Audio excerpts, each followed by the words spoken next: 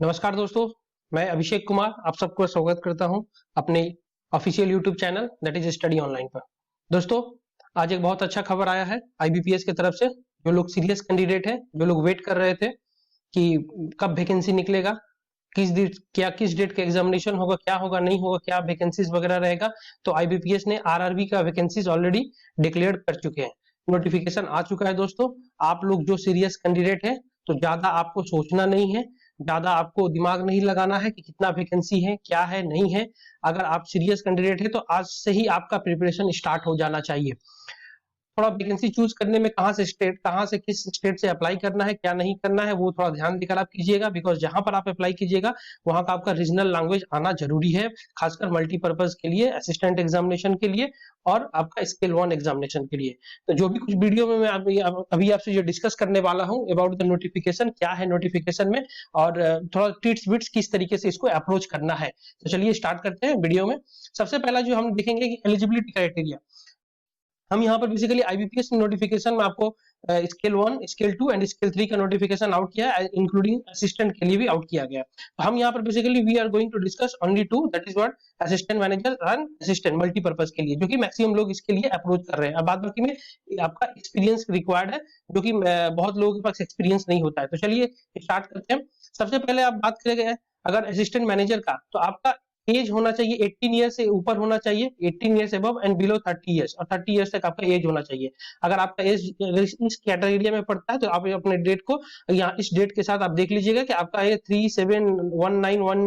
1990 से लेकर 36 2002 के अंदर में आपका पढ़ना चाहिए, जो कि 30 इयर्स तक होना चाहिए। अगर आपका पढ़ रहा है तो आप एलिजिबल है स्केल 1 के लिए। दूसरा बात करें असिस्टेंट के लिए, तो असिस्टेंट के लिए 18 ईयर से लेकर मैक्सिमम एज है 20 years and this is the reference range है कि इस ईयर इतना ईयर के बीच में आपका एज होना चाहिए मैक्सिमम 20 इयर्स, 28 इयर्स।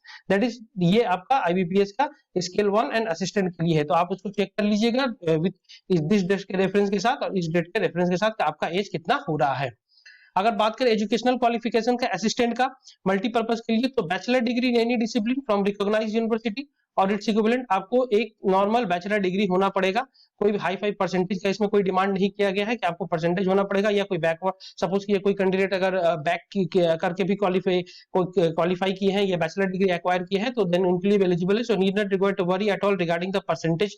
आपको परसेंटेज के बारे में ज्यादा नहीं सोचना है। दूसरा चीज क्या है, proficiency in the local language as prescribed by the RRB. RRB में बहुत सारा चार्ट देकर रखा हुआ है कि किस स्टेट का कौन सा लैंग्वेज है। अगर बात करें वेस्ट बंगाल का तो यहाँ पे बंगाली एंड नेपाली को रिकॉग्नाइज किया गया है। तो उसी तरीके से अदर स्टेट का बात करें तो उसी स्टेट के हिसाब से आपका वहां का रीजनल लैंग्वेज आपको प्रोफिशिएंसी होना पड़ेगा। प्रोफिशिएंसी का मतलब यहाँ पर होता है दोनों लिखना होता है। आपका राइट आपको लिखना भी आना चाहिए, आपको स्पीक आपको बोलना भी आना चाहिए, एट द सेम टाइम आपको रीड आपको पढ़ना भी आना चाहिए।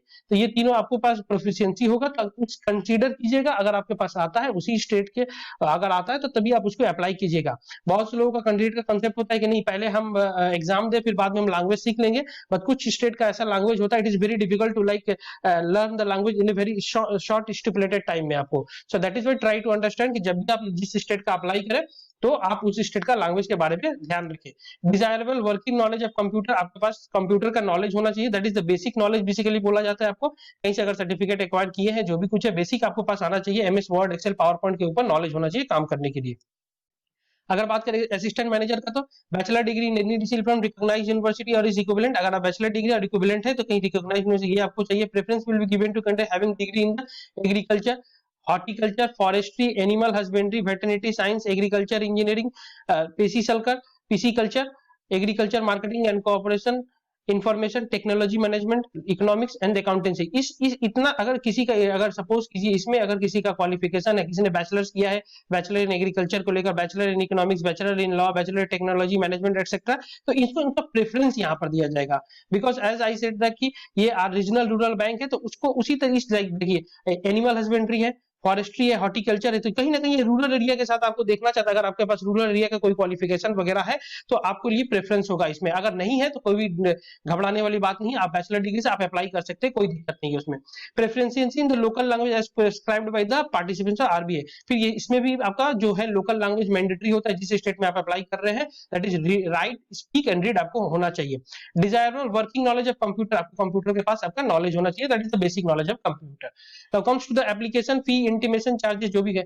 अब फीस का जब बात आता है दोस्तों, डे बाय डे हम लोग देख रहे हैं कि थोड़ा फीस में इंक्रीज होते जा रहा है, और ये बहुत सारे लोगों को दिक्कत भी हो रहा है। Those who are from the like 850 उनको पे करना पड़ा in case of multipurpose scale 1 2 3 में तो है ही है, प्लस मल्टीपर्पज में है।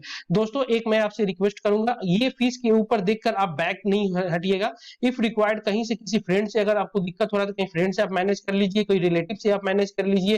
इफ रिक्वायर्ड तो कहीं ट्यूशन पढ़ाते तो वहां से आप मैनेज कर लिए। जो भी कुछ है, जो लोग जो candidates, it is very difficult in the like ये कोविड-19 का सिचुएशन है, वहां पर फाइनेंशियल इश्यूज, बहुत लोगों के घर में इश्यूज हो रहा है, तो इस पैसे को देखकर आप मत पीछे हटिएगा। अगर आप सीरियस कैंडिडेट है तो कहीं ना कहीं से आपको हेल्प जरूर मिल जाएगा, और नहीं हेल्प मिल रहा है तो जो भी कुछ ये जो फीस है आपको पे करके आपको एग्जाम के लिए अपीयर्ड होना है। याद रखिएगा ये डेट इंपॉर्टेंट है। अगर 1/7/2020 से ये डेट स्टार्ट होने वाला है और 21/7/2020 तक ये डेट क्लोज हो जाएगा। आप इस चक्कर में मत रहिएगा कि नहीं हम 10 दिन बाद फिलअप करेंगे, अभी तो डेट है, या 15 तारीख को फिलअप करेंगे, तो एकदम लास्ट डेट को फिलअप करेंगे, तो कोई नहीं जानता है कल की डेट में क्या सिचुएशन आने वाला है। कोई नहीं जानता था कि आम्फान आ जाएगा और इस तरीके से डिवास्टेटेड होकर 3 दिन तक करंट, 1 वीक तक करंट नहीं रहेगा, और देन फिर इलेक्ट्रिसिटी और इंटरनेट फैसिलिटी वगैरह नहीं रहेगा। सो इट्स बेटर कि आप इनिशियल पीरियड में इसको फिलअप कर दें, और फिलअप करने के बाद फिर उसके बाद आप निश्चिंत रहिए कि आपका अप्लाई हो चुका है। तो you need not require to worry at all regarding the fees. आप कहीं से भी कोशिश कीजिए, आपको अगर रियल में आप किसी चीज को चाहते हैं तो कहीं ना कहीं से आपको सपोर्ट जरूर मिलेगा, अगर आपको फीस में दिक्कत हो रहा है तो। Now comes to the online examination structure का, बहुत ही अच्छा ऑनलाइन एग्जामिनेशन में क्या आपका इसमें इंग्लिश नहीं है, जो बहुत सारे लोगों को दिक्कत होता है कि सर प्रीलिम्स में इंग्लिश क्वालिफाई करना भी मुश्किल हो जाता है। तो इसमें आपको क्या है, रीजनिंग एंड न्यूमेरिकल एबिलिटी है। अगर आता भी इंग्लिश तो आपको क्वालिफाई करना ही होता है, इसमें कुछ दो राय नहीं है। बट यहाँ पर आपको क्या है कि रीजनिंग और न्यूमेरिकल एबिलिटी दो ही एग्जाम को आपको क्वालिफाई करना है प्रीलिम्स, जिसमें 40 मार्क्स का 40 मार्क्स 80 मार्क्स का रहेगा, और मैक्सिमम मार्क्स आपका 40 मार्क्स का रहेगा। तो यहाँ पर टोटल कंपोजिट टाइम दे दिया गया, सेक्शनल टाइम नहीं दिया गया कि आपको रीजनिंग आपको इतने 15 मिनट्स में या 20 मिनट्स में करना है या 22 मिनट्स में करना है। यहाँ पर ऑल टुगेदर 45 मिनट्स में, अगर आप पहले न्यूमेरिकल एबिलिटी करना चाहते हैं वो कीजिए, या तो रीजनिंग करना चाहते हैं वो कीजिए, या तो रीजनिंग पहले करना चाहते हैं तो वो करना चाहते हैं, तो क्या चूज करना है पहले आपको वो चूज कर लेना है। याद रखना दोस्तों ये 2020 का गेम है, जो कि आपका प्रीलिम्स का एग्जामिनेशन होता है। अगर इसमें आप वही 45 मिनट्स में अगर आप क्वालिफाई करते हैं तो देन आप मेंस का एग्जाम दे पाएगा, नहीं तो मैक्सिमम लोग इसी में क्या हो जाएंगे, आउट हो जाएंगे। सो आपको ये अभी से ही आज से ही डिक्लेयर कर लेना है, आपको स्पीड बढ़ाना है। किस तरीके से स्पीड बढ़ाना है वो मैं अपने वीडियो के डिस्क्रिप्शन में मेरा एक ऑलरेडी वीडियो बनाया है, किस तरीके से आपको प्रैक्टिस करना है। अगर इस तरीके से आप प्रैक्टिस कीजिएगा तो बिलीव मी दोस्तों, मैं अपने लाइफ में किया हूं, मैं दूसरों को भी इंप्लीमेंट किया हूं। ये टाइम एंड टेस्टेड प्रोसेस है। अगर आप इसको इंप्लीमेंट करते हैं, अभी से आपके पास एम्पल टाइम है, आप इसको डेफिनेटली इसमें अच्छा कर सकते हैं। Now comes to the scale 1, ये उनका स्केल 1 के लिए असिस्टेंट मैनेजर जो अप्लाई कर रहे हैं उसके लिए भी एक सेम कंसेप्ट है कि आपको रीजनिंग एंड क्वांटिटेटिव एप्टीट्यूड के एग्जामिनेशन देना पड़ेगा, और देन आपका मैक्सिमम मार्क्स भी यही है और टाइम लिमिट भी वही है।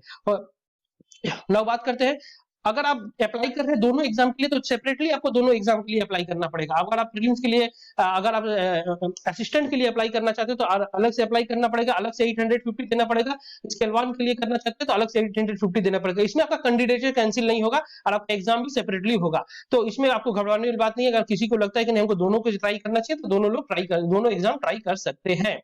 Now comes to the mains examination, अगर मल्टीपर्पज का बात करें तो reasoning, computer knowledge, general awareness, English language, Hindi language, numerical ability. दोस्तों यहाँ पर देखिए रीजनिंग तो ऑलरेडी आपने जो प्रीलिम्स में देखा, यहाँ पर न्यूमेरिकल ऑलरेडी तो है। ये चार चीजें आपके साथ जुड़ जाएंगी। तो कंप्यूटर नॉलेज, बहुत सारे कंप्यूटर नॉलेज, अभी उसका मार्क्स भी बहुत कम कर दिया, 20 मार्क्स कर दिया गया। इसका मार्केट में बहुत सारा बुक्स अवेलेबल है, आप उसको परचेस कर सकते हैं। इनलाइन ऑनलाइन रिसोर्सेज अवेलेबल है, वहां से आप इसको पढ़ सकते हैं। तो बेसिक कंप्यूटर नॉलेज के लिए आप ल्यूसेंट का एक बुक आता है, वहां से भी आप परचेस कर सकते हैं। आर्यन का एक कंप्यूटर का बुक आता है, वहां से परचेस कर सकते हैं। वहां से 20 मार्क्स का कंप्यूटर है। जहां बात जनरल अवेयरनेस का कि how to prepare general awareness, इसके ऊपर भी ये बहुत इंपॉर्टेंट सेक्शन है दोस्तों। बिकॉज कल के डेट में अगर आपका न्यूमेरिकल एबिलिटी में क्वेश्चन अगर हार्ड आता है, रीजनिंग का क्वेश्चन अगर तो कंफ्यूजन हो जाता है, तो आपको ये जनरल अवेयरनेस है जो कि सेल थ्रू कर लेगा आपको, क्योंकि जनरल अवेयरनेस में आपको चीजें आती है तो एकदम करेक्ट होकर आएगा, अगर नहीं आती है तो एकदम नहीं हो पाएगा। तो किस तरीके से जनरल अवेयरनेस का प्रिपरेशन करना है, इसके ऊपर भी मैंने अपना वीडियो बनाया हुआ है, इसका भी लिंक मैं अपने डिस्क्रिप्शन में शेयर कर दूंगा, आप उसको गो थ्रू कीजिए। अगर आपको कहीं भी डाउट होता है तो definitely I will help you out in this particular general awareness section, because I am going to make certain videos कि किस तरीके से आरआरबी के लिए जनरल अवेयरनेस का प्रिपरेशन करना है, एंड टाइमली मैं वो वीडियो बनाता रहूंगा। तो ये इंपॉर्टेंट है, आपका 40 मार्क्स यहाँ पर कैरी करता है। इंग्लिश लैंग्वेज अब यहाँ पर इंक्लूड हो गया, आपको इंग्लिश लैंग्वेज, तो उसके लिए किस तरीके से प्रैक्टिस करना है, तो वो भी आप जस्ट आपको प्रीवियस ईयर क्वेश्चन पेपर से आपको इंग्लिश का प्रैक्टिस करना है, और आपको स्पीड बढ़ाना है, और आपको प्रीवियस ईयर क्वेश्चन पेपर हुआ आपका मॉक टेस्ट, यहाँ से आपको स्पीड बढ़ाना है। अलग से आप कुछ बुक पढ़ने में जाइएगा, अभी शॉर्ट टाइम है, अगर आपके पास पढ़ने का समय है तभी पढ़िएगा, अदरवाइज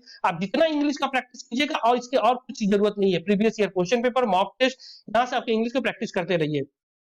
या तो आपको लगता है कि नहीं, इसमें आपको ऑप्शन दिया हुआ है दोस्तों, या तो इंग्लिश लैंग्वेज का एग्जाम दीजिए, नहीं तो आप हिंदी लैंग्वेज का एग्जाम दीजिए। मान लीजिए आपको मेंस अगर प्रीलिम्स क्वालिफाई करते हैं तो आपको इंग्लिश का एग्जाम देना है ना हिंदी का, अगर दोनों में से कोई एक चूज कर सकते हैं। जब आप ऑनलाइन अप्लाई करेंगे तो मे बी आपको उसमें ऑप्शन अवेलेबल दिखाई देगा। तो इसमें ये मैंडेटरी नहीं है कि आपको इंग्लिश के लिए आपको एग्जाम देना ही पड़ेगा। अगर आपको लगता है कि नहीं, reasoning, computer, general awareness, numerical ability हम हिंदी सेलेक्ट करना चाहते हैं, तो आप हिंदी भी सेलेक्ट कर सकते हैं। तो ये आपको लिबर्टी है यहाँ पर, या तो हिंदी या तो इंग्लिश आप चूज कर सकते हैं। Same in the case goes with the scale 1 के साथ भी आपका वही कंसेप्ट जाता है आपका, कि यहाँ पर इंग्लिश एंड हिंदी जो भी है, आप दोनों में से candidate can opt either for a और फॉर बी, या तो ये ऑप्ट कीजिए या तो ये ऑप्ट कीजिए। ऑल टुगेदर टाइम दोस्तों यहाँ पर दे दी है, 2 घंटे का समय है, कोई सेक्शनल टाइमिंग नहीं है कि इसके लिए इतना समय, इसके लिए इतना समय। 2 घंटे में आपको चूज करना है कौन सा पहले करना है, कौन सा बाद में करना है, क्या करना है क्या नहीं करना है। Now comes to the cut off score का बात करें तो एज सच आपको यहाँ पर कुछ प्रीलिम्स के लिए आपको कट ऑफ ऐसा नहीं बोला गया कि सेक्शनल कट ऑफ है, कि आपको सेक्शनल कट ऑफ का मतलब है कि आपको न्यूमेरिकल एबिलिटी में आपको लाना है इतना, और रीजनिंग में आपको लाना है इतना। आपका ऑल टुगेदर प्रीलिम्स में कट ऑफ है, प्रीलिम्स में अगर 80 मार्क्स का है तो ऑल टुगेदर आपका जो भी उसमें दोनों सेक्शन मिलाकर जितना आता है उसमें होगा, इसमें कोई भी आपका सेक्शनल कट ऑफ नहीं है। बट जब हम बात करें कट ऑफ का तो मेंस में आ जाइएगा तो सेक्शनल कट ऑफ है। अब यहाँ पर चेक कीजिए, the minimum score in each test of online mains examination to be considered to be the shortlisted for provisional allotment. Each candidate will required to obtain a minimum score in each test. Each test का मतलब यहाँ पर आ जाता है आपका reasoning आ गया, mathematics आ गया, आपका जनरल अवेयरनेस आ गया, हिंदी आ गया, कंप्यूटर आ गया। तो मेंस में आपको सेक्शनल कट ऑफ यहाँ पर बोल कर रखा हुआ है कि आपको मेंस में सेक्शनल कट ऑफ क्वालिफाई करना है, but in case of prelims आपको उसमें जरूरत नहीं है। Same with the case goes with the scale 1 के लिए वही बोला गया है, minimum score in each test of the online mains examination आपको लेकर आना है वहां पर, कल में भी हो सकता है तो इसमें आपको इंक्लूड वहां पर वो कर सकता है। तो ये बात हुआ कट ऑफ के बारे में। अब बात करते हैं score obtained by the candidate. अब जब आप स्कोर का बात करें तो prelims plus main plus single है दोस्तों, जो लोग स्केल 2 एंड स्केल 3 किया, हम उसके बारे में बात नहीं कर रहे, हम लोग अभी स्केल 1 एंड असिस्टेंट के लिए बात कर रहे हैं। हम लोग स्केल 1 एंड असिस्टेंट के लिए बात करें तो score the candidate scored obtained by each candidate in different section will be normalised using the EQ percentile method. अब ये क्या होगा कि इस सपोज कीजिए कि एक शिफ्ट में एग्जाम हुआ, फिर दूसरे शिफ्ट में एग्जाम हुआ, फिर नेक्स्ट वीक एग्जाम हुआ, फिर नेक्स्ट वीक एग्जाम हुआ, तो इससे क्या होगा कि सबका जितना देखा जाएगा और सबका कितना मार्क्स आ रहा है, फाइनली सब मार्क्स को मिलकर एक नॉर्मलाइज किया जाएगा। मे भी हो सकता है इस शिफ्ट में इजी था, इस शिफ्ट में हार्ड था, इस शिफ्ट में मीडियम था, इस शिफ्ट में इजी था, इस शिफ्ट में हार्ड था, तो सबको मिला के एक नॉर्मलाइज किया जाएगा। नॉर्मलाइज करने के बाद ही मार्क्स आपको ऐड किया जाएगा। For the post of office assistant marks obtained only in the mains exams considered the final merit list. This is the golden opportunity दोस्तों कि अगर आप मेंस क्वालिफाई कर जाते हैं तो दैट इज फाइनल से आपका एक किसी भी टेंटेटिव बैंक में आपका एक अलॉटमेंट हो जाएगा। अगर आप कट ऑफ के बाद आप कट ऑफ से ज्यादा मार्क्स लेकर आते हैं तो आपको इसमें इंटरव्यू का प्रोसेस नहीं है। बट वेयर एज स्केल 1 का बात करें तो आपका जब भी मेरिट लिस्ट बनेगा तो आपका मेंस का जो मार्क्स होगा, मेंस का मार्क्स उसको ऐड किया जाएगा और देन उसके बाद फाइनल आप इंटरव्यू होगा, और जब मेरिट लिस्ट बनेगा मेंस प्लस इंटरव्यू दोनों का ऐड करके फाइनल मेरिट लिस्ट आपका तैयार किया जाएगा। सो इन केस ऑफ स्केल 1 आपको वहां पर आपको इंटरव्यू के लिए अप्रोच करना है। So that you need not worry about regarding the interview preparation right now, because you need to focus right now कि किस तरीके से क्वालिफाई करना है। जहां तक बात है कि इंटरव्यू का, तो इंटरव्यू उसका भी प्रिपरेशन अलग से अच्छे तरीके से किया जाता है और वो भी बहुत ही सिस्टमेटिक तरीके से। इसके ऊपर भी मैं एक वीडियो बनाऊंगा बहुत तरीके से किस तरीके से बैंक इंटरव्यू आपको प्रिपरेशन करना है, वो लेटर फेज में बनाऊंगा। पर फिलहाल अभी हमको रिटन एग्जामिनेशन के बारे में देना है। अगर बात करें टेंटेटिव शेड्यूल का तो यहाँ पर देख लीजिए रजिस्ट्रेशन स्टार्ट हो रहा है 1 7 से 21 7 तक आपको 2020 के अंदर में आपको रजिस्ट्रेशन कर लेना है। पेमेंट ऑफ एप्लीकेशन भी यही टाइम है, आपको इसी बीच में आपको पेमेंट भी कर लेना है। Download for the pre examination training, ये बेसिकली एससी और एसटी और अदर्स जो भी बैकवर्ड कैटेगरी से है और जो लोग डिसेबल्ड कैटेगरी से है, तो इसके लिए अरेंज किया गया है। लेकिन वो भी इसमें कंडीशन अप्लाई करके बोला है कि अगर ये टाइम फिजिबल ठीक रहता है, इन्वायरमेंट ठीक रहता है, because as you know that कि अभी जो सिचुएशन चल रहा है कि कोविड-19 का अभी भी इस तरीके से ठीक हुआ नहीं है और ये केसेस बढ़ते चले जा रहे हैं, तो अगर कंडीशन ठीक होगा, सोशल डिस्टेंसिंग मेंटेन करके, तो प्री एग्जामिनेशन ट्रेनिंग करवाया जा सकता है। तो उसका ये टेंटेटिव आपका बोला गया है कि कॉल लेटर्स आपको मिलेगा, ये टेंटेटिव एग्जाम आपका ट्रेनिंग वगैरह जो भी कुछ प्रोवाइड किया जाएगा। Download call letter for the online examination pre August 2020 में डाउनलोड करने के लिए आपको देगा IBPS। And online examination prelims आपका जब भी होगा ये सितंबर और अक्टूबर में, मतलब सितंबर एंड में हो सकता है या तो अक्टूबर आपका फर्स्ट वीक में आपका एग्जामिनेशन हो सकता है। That is the prelims exam. अगर रिजल्ट का बात करें दोस्तों, रिजल्ट आपका ऑनलाइन एग्जामिनेशन प्रीलिम्स का डिक्लेयर होगा आपका अक्टूबर 2020 में आपका रिजल्ट डिक्लेयर किया जाएगा। Download for the call letter for the online mains examination, और ये सिंगल जो हमने बात किया था कि स्किल 2 स्किल 3 का, उसका सिंगल एग्जामिनेशन होगा। तो अगर बात करें अगर मेंस का, अगर आपका कब से आपका डाउनलोड करना स्टार्ट होगा, आपका अक्टूबर एंड या नवंबर फर्स्ट वीक में। दोस्तों यहाँ पे एक चीज नोटिस करने वाली बात है, आपका एग्जामिनेशन प्रीलिम्स हो रहा है आपका अक्टूबर में ही, और आपका मेंस का डाउनलोड का टाइम भी दे दिया गया अक्टूबर में एंड में या नवंबर के फर्स्ट वीक में हो सकता है, तो ये आप डाउनलोड कीजिएगा। ऑनलाइन एग्जामिनेशन आपका मेंस होगा फिर से वही अक्टूबर नवंबर 2020 का टाइम दिया गया है। अगर हम इसको मान कर चले, अगर प्रीलिम्स के एग्जाम आपको अगर फर्स्ट वीक में अगर कंप्लीट हो जा रहा है, फर्स्ट वीक में अगर आपका कंप्लीट हो जा रहा है, तो आपका फर्स्ट वीक से लेकर आपका फर्स्ट वीक ऑफ नवंबर में, आपका अक्टूबर से लेकर नवंबर में आपका ये आपका मेंस का एग्जाम भी कंप्लीट करेंगे, या तो नवंबर के एंड में हो सकता है, तो जो भी कुछ है एग्जाम होगा। तो इसका मतलब ये है दोस्तों कि प्रीलिम्स के बाद आपको जब मेंस एग्जाम के लिए दीजिएगा, तो उसमें hardly you will get 20 to 25 days कि आपको मेंस के लिए प्रिपरेशन करना पड़ेगा। तो अभी से ही आपको सोचना पड़ेगा कि हमको कैसे मेंस का करना है, और उसमें आप जनरल अवेयरनेस जो सेक्शन है वो इंक्लूड हो जाएगा, तो आपको ज्यादा समय नहीं मिलेगा उसमें मेंस के एग्जाम के लिए अपीयर होने के लिए। Declaration of result for the mains के लिए डिक्लेरेशन होगा फिर वही अक्टूबर नवंबर का टाइम दिया गया है, मतलब नवंबर में ये प्रक्रिया पूरा कर लेना है। Download for the call letter for the interview, अगर जो लोग ऑफिसर्स के लिए है तो उनके लिए भी नवंबर का ही टाइम दिया गया, अक्टूबर नवंबर में उसमें आपका इंटरव्यू किया जाएगा। Conduct of interview for this October November में आपका इंटरव्यू कंडक्ट भी हो जाएगा, और प्रोविजनल अलॉटमेंट आपका दे दिया जाएगा आपका जनवरी 2021 तक। आपको पता चल जाएगा कि किस बैंक में आपका प्रोविजनली अलॉटमेंट इंटरव्यू क्वालिफाई करने के बाद आपका हुआ है। अगर आप सिर्फ असिस्टेंट का एग्जाम दे रहे हैं तो आपको जिस रिटन पास करना है, तो आपको फाइनली वो जाकर पता चल जाएगा मेंस के बाद कि जब फाइनल डिक्लेयर करेगा तो कि कौन सा आरआरबी में हो रहा है। बट जो लोग वीओ के लिए एग्जाम दे रहे हैं, स्केल 1 के लिए एग्जाम दे रहे हैं आरआरबी के लिए, तो उसके लिए आपको इंटरव्यू के लिए फेस करना पड़ेगा, जो कि आपका नवंबर तक। ऑल टुगेदर अगर आप देखिएगा इसको दोस्तों कि ये आपका सितंबर से प्रोसेस स्टार्ट हो रहा है, ये सितंबर से प्रोसेस स्टार्ट होकर आपको नवंबर के एंड तक ये कंप्लीट कर दे रहा है। तो अभी आपके पास है जुलाई से समय हो रहा है, तो जुलाई, अगस्त, सितंबर, अक्टूबर, नवंबर, 1 2 3 4 5, तो ऑल टुगेदर अब अगर आप देखिएगा तो आपको टोटल 5 महीने का समय मिल रहा है। अगर 5 महीना ना भी मिले तो आपको तो 4 महीना का मिल ही रहा है। तो अगर आप जो भी कुछ है 4 महीना, तो आपको यहाँ पर 4 मंथ्स आपको अच्छे से प्रिपरेशन करना है।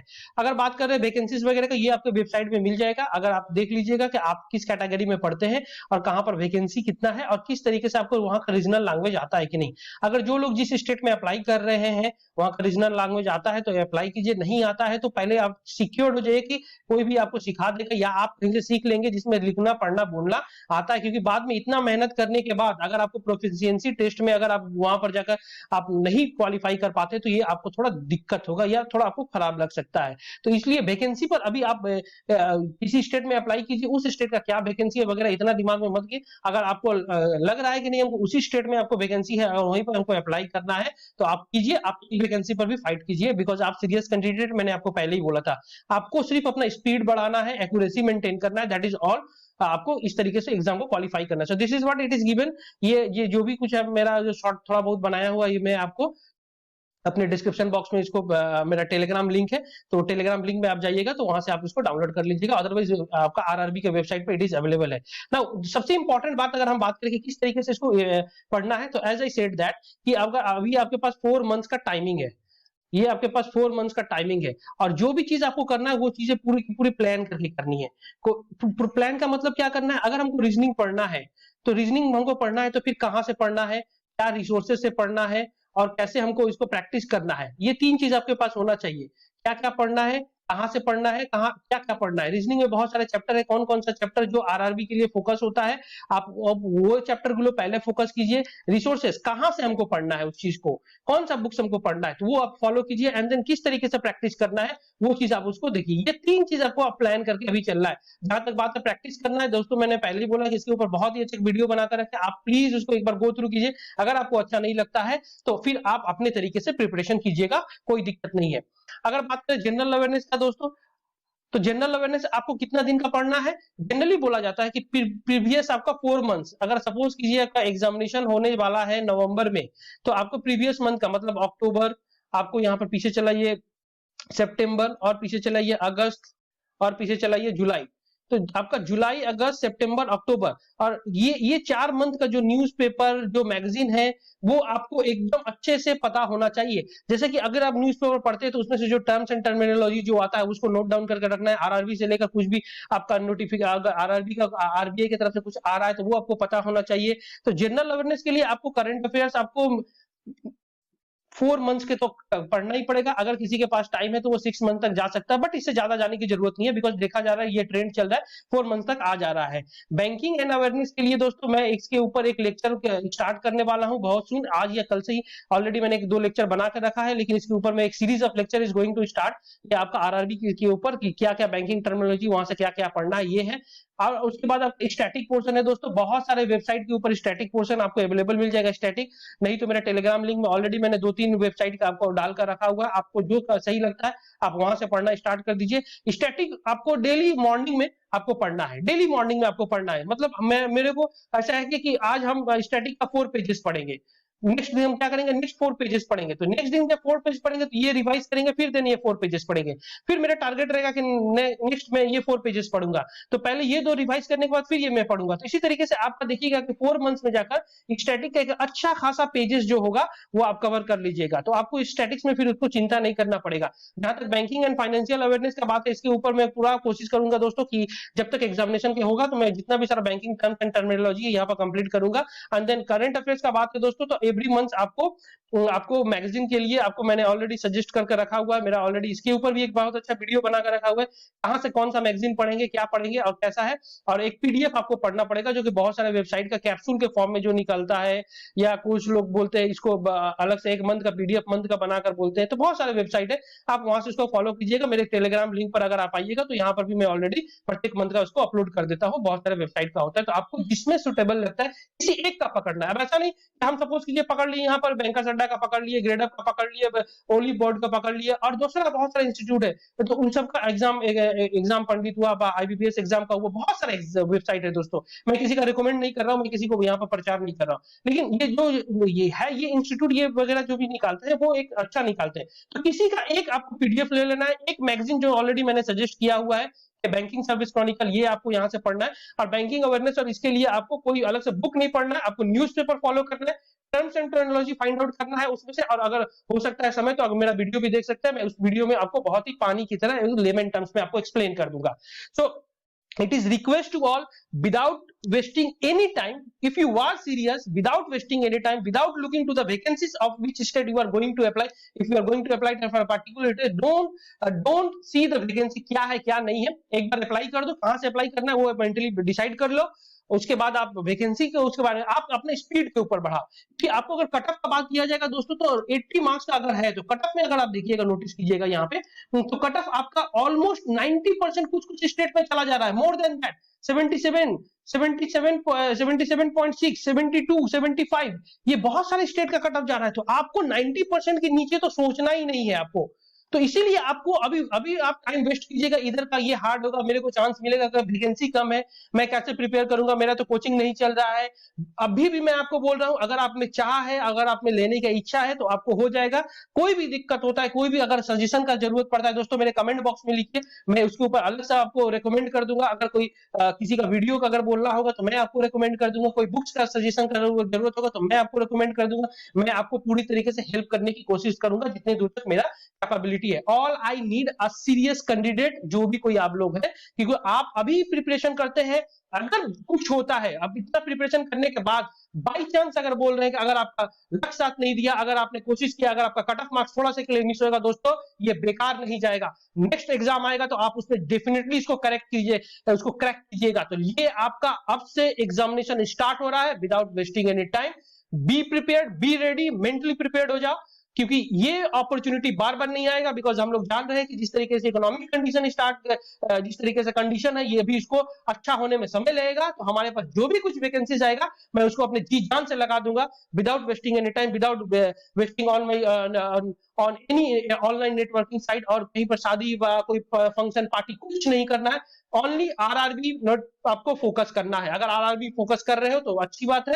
अगर अगर किसी को लगता है कि हमको आरआरबी को नहीं देना है, तो आप इसके लिए प्रिपेयर करो। सामने एसबीआई पीओ आएगा, आप उसको अप्लाई करना है। एसबीआई क्लर्क आएगा, उसको अप्लाई करना है। आरबीआई का एग्जामिनेशन आएगा, उसको अप्लाई करना है। तो आपको पीछे नहीं हटना है। This is the from the 1 जुलाई से आप एकदम स्टार्ट कर दो till you are appearing in the mains examination of the RRB examination, and in the meantime अगर आप किसी को कुछ जरूरत पड़ता है तो please do ask me and comment on my comment box. मैं आपको हेल्प करने के लिए पूरा कोशिश करूंगा। मेरा नाम अभिषेक कुमार है। मैं आपको दोस्तों अश्योर करता हूं, अगर किसी चीज को आप दिल से चाहते हैं तो सच में आपको कायनात उसको मिलाने में लगती है। और डेफिनेटली अगर आप सीरियस कैंडिडेट है दोस्तों, आप निकालिएगा, मुझको पूरा भरोसा है। तो आशा करता हूं कोई भी दिक्कत होगा तो डेफिनेटली हमको कमेंट कीजिएगा। Thank you very much. मैं अपने डिस्क्रिप्शन बॉक्स में मेरे टेलीग्राम का लिंक दे दूंगा, मैं अपना वीडियोस का लिंक दे दूंगा, एक बार आप उसको जाकर देखिए, और कोई दिक्कत होता है तो प्लीज हमको बताइए। नमस्कार and thank you, best of luck.